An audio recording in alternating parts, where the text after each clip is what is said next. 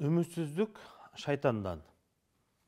Kede жашоонун жүрүшүн карап, келечектен үмүт үзүп коет эмеспизби? Адамга берилген сыноолордон, кыйынчылыктардан, акча табуу кыйынчылык болсо, ден соолук ооруса, ушундай нерселерден улам инсанда үмүтсүздүк пайда болот да. Бирок чындыгында бул мусулман адамдын келечектен үмүтү мындай болбостон, үмүтсүз болбостон балким келечекте эртеңки күндөн жакшы нерселерди үмүт кылып жашаш керек экен. Хадисте пайгамбар саллаллаху алейхи вассалам айткандай, мусулмандын жашоосунда кандай нерсе болсо дагы, кыжалатчылык болобу, жада калса бир тикенек кирсе дагы, ошол себептен анын күнөөлөрү кечирилип, ошол адам алдыга жылат экен. Жөнөкөй мындай жашоосунда болгон нерселердин бардыгы жөнөкөй эле болуп өтүп кетпейт экен. Ошондуктан келечекте боло турган нерселерден дагы үмүттү үзбөшүбүз керек экен. Чындыгында башыбыздан өткөн ошол кандайдыр бир иш болгондон кийин биз үмүт үзбөстөн, оору болсун, банкрот болсун, кандай нерсе болбосун, үмүт үзүп койбостон балким ушул нерсе мен үчүн тирик тажрыйба болду, сабак алдым, мындан кийинкисин эми өз күчүм менен ийгиликтүү жеңем деп үмүттү үзбөстөн экинчи кадамга аракет кылышыбыз керек экен.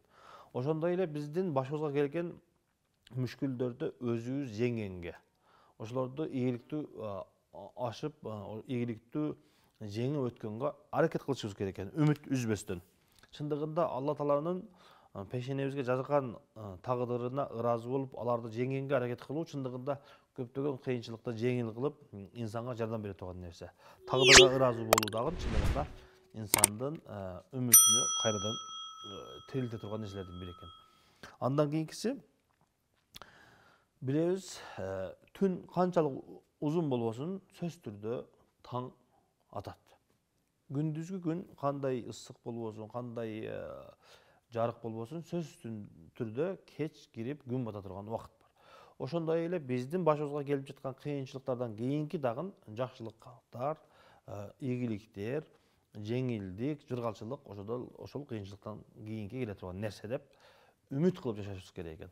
Бизге Алла Таалам буйругандай, пайгамбар саллаллаху алейхи вассалам буйругандай, ар дайым биз жашообузда жакшы үмүт менен жашашыбыз керек.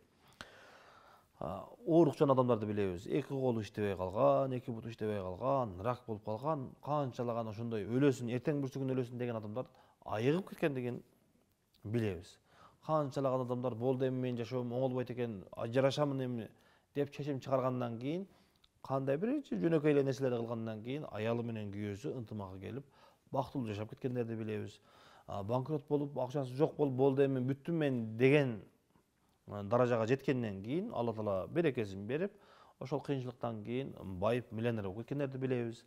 Ошондой эле туугандардын арасында болду мен эми туугандарыма эч кимге керегим жок эми, мен өзүм менен өзүм болом болду деп баардык нерседен үмүтүн үзүп койгондон кийин Алла Тааланын даражасын көтөрүп, бир туугандары менен ата энесинин астында кадыр бакын көтөрүп, ынтымакта, жыргалчылыкта жашап кеткен адамдарды билип көрүп жүрөбүз.